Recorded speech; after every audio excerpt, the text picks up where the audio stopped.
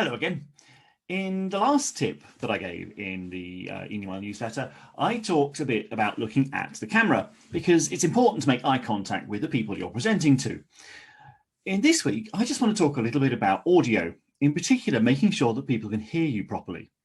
Because quite frankly, if people are struggling to hear you, they're going to switch off really fast. I think a very worthwhile investment, in fact, possibly the most important investment you can make in terms of your kit while we're all presenting online, is a microphone.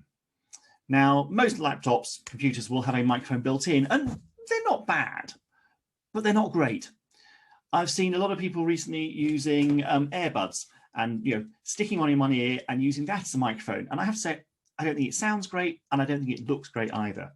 I think it's worth investing a little bit in an external mic. So I have a microphone here. It's on a boom that's attached to my desk. It sits just out of shot and picks up my voice.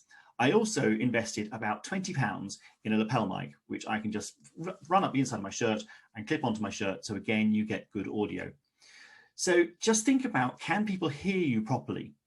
Because they need to be able to hear you properly to be able to buy into what you're saying and to engage with your presentation. So spend a little money.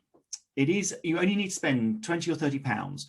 And one top tip is think about what's the connector, the port that you have in the side of your laptop. So for example, my MacBook Pro has USB-C connectors. So I bought mics with USB-C connectors. So I don't have to start plugging through adapters and things, which can degrade the quality of the audio.